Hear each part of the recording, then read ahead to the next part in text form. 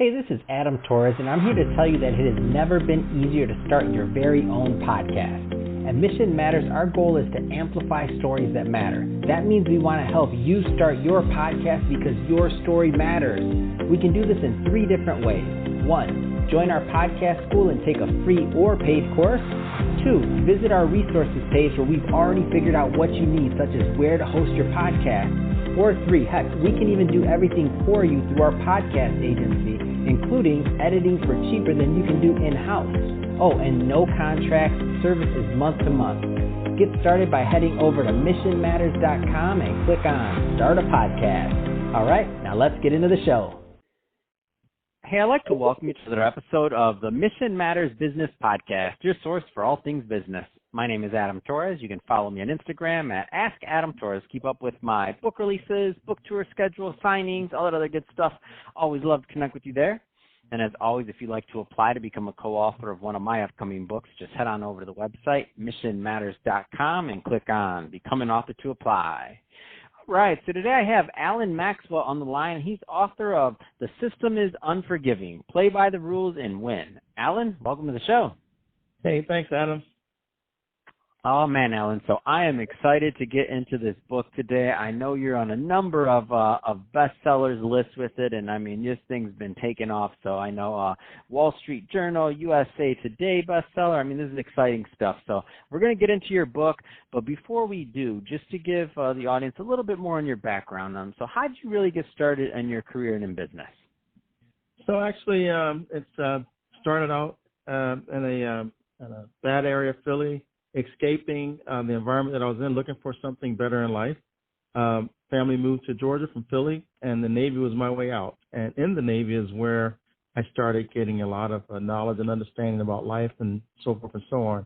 After the Navy, I ended up getting into the defense industry and the federal government. And so there is when the real inspiration came after seeing some of the things that happens just in life or in the government or in just things around us, things that we take away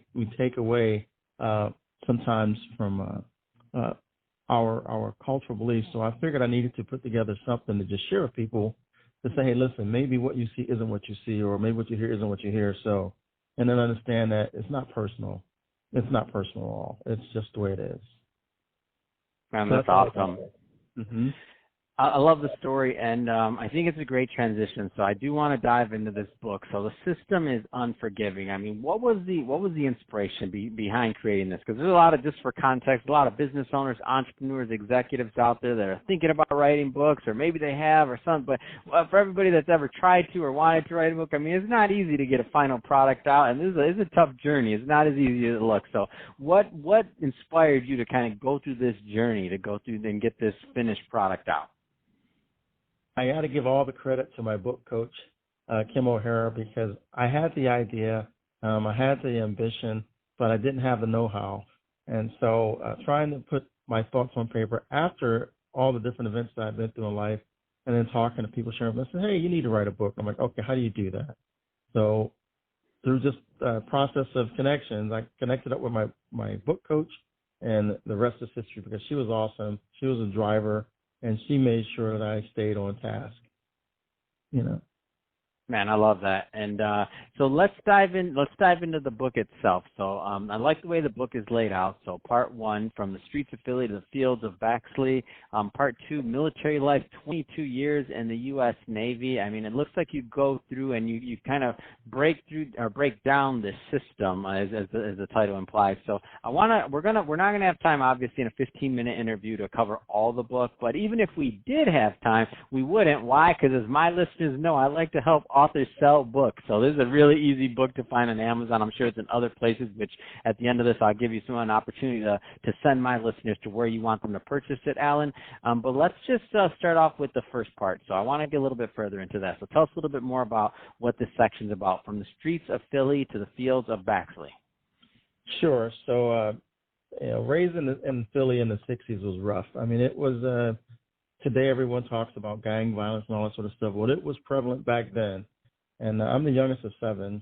My mom and dad didn't have a great relationship. And so my mom was in fear of me and my 4 of the brothers and my 2 sisters and said, hey, I'm going to take these guys back on the farm where I came from in Georgia. At least it's safe and it's different. So we went from the inner city Philly to the deep South in 1970, which was a cultural shock to the entire family. We went from gang violence and all that sort of stuff to racism and all that sort of stuff. So it was quite the contrast from one to the other. I mean, 180 out. So that was a very telling experience. Neither one was choice experiences. So that was why getting out of that environment was important to me. But it was different living in the South in the 70s. Very different. So then you transitioned into military life, 22 years in the U.S. Navy. Can you share with us, maybe like one of the stories that and I know there's many in this section because I'm looking at it, the Philippines establishing a moral code, Bermuda, exposure to the system, sponsoring Diane, building a long-lasting partnership. So I see all of your, kind of the way the book's laid out, but can you share with us maybe one of the stories in this section to give our listeners a bit of a flavor for your writing style and the way some of the stories that you shared? Absolutely. So if I had to pick a story, I'd have to talk about Guantanamo Bay. I was a brand new officer. I started out as an enlisted, and I got commissioned as an officer. So my very first officer's tour was at Guantanamo Bay as the base ordnance officer. So I went from a regular enlisted guy to a major department head. So that was a huge jump with no training, with no experience, just from one moment, and here you are now the king of the world, so to speak. But then I get there and realize that the officers didn't play by the same rules that I played by as an enlisted guy. It was an actual conspiracy because what I did when I first got there, because of my integrity and because of the things that I believed in, saw some things that weren't quite ethical, and I fixed them. Well, by fixing them, I upset a few people, and in retaliation, they tried to have me removed from my department, and they concocted an elaborate scheme because they had done this so many times to other officers that they figured they could do it to me as well. And luckily, I had some friends and some little more insight and knew how to navigate through that saved my career. But that was probably the most challenging, most intense for me, and not just for me, but for my family as well. So that was probably the most exciting part of the military for me. But the my gosh, that reads straight out of the movie. Oh yeah, it was crazy. So. Wow. And so what was, some of the lessons that you shared out of that experience in the book to give a feel? Because I know you go through, obviously, some of the autobiographical side, but I know you're also, teaching lessons the way this is laid out. So what were some of the things that kind of came from that you want your readers to understand? So I put them in my 15 rules. And so I think the biggest one was never take anything personal. Because when you get personal with stuff, you're getting emotional when you're not thinking clearly. You're not looking at ones and zeros, and you're not looking at facts. So you have to not be personal. And then the other thing I think in one of my 15 rules is seek out a good mentor.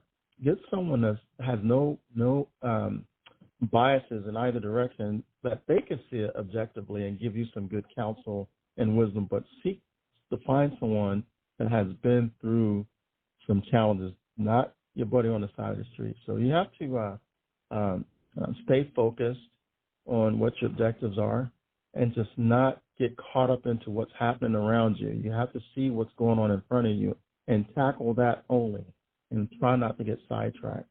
And it's really hard to do, but these are some of the key things that I had to do to survive. Man, that's a good one, Alan. And I struggle with that. I take it personal, and I'm like, why are they doing this? Like, they know they're wrong. But I struggle with that one, Alan. So you got me on that one. I'm like, I got to read this book. I got to finish this one because it's worth my time. So, Alan, that being said, if somebody is listening to this and they want more information on The System is Unforgiving, Play by the Rules and Win, what's the best way for them to connect with you, your brand, the book? I mean, overall, how do people follow you? So I'm on Facebook. I have a website. It's allenmaxwellauthor.com. And that will give you all the information you need to reach out and communicate with me. And again, I'm on Facebook, LinkedIn, and those various, but the website is probably the best. Fantastic. Well, Allen, really appreciate you coming on the show today. What's that website one more time? I know some of my listeners were thinking, oh, where's my pen? Where's my paper? Whatever they're writing with their tablet. I mean, let's give them that website one more time. All right. That's AllenMaxwellAuthor.com. Fantastic. Well, Allen, again, thank you for coming on the show. It's been a pleasure. Congrats on your book and all its success. Wishing you and the book, of course, continued success. And to the listeners, as always, thank you for tuning in. Hope you got a lot of value out of this. If you did, don't forget to subscribe to the podcast, leave me a review on the Apple iTunes Store. And if you're watching this on our YouTube channel, Mission Matters Business, definitely give us a subscribe there, but also leave us some comments on the video. I'd love to know what kind of projects and things that you're working on. And Allen, thanks again for coming on the show. All right, thank you, Adam. This has been great. Thank you very much.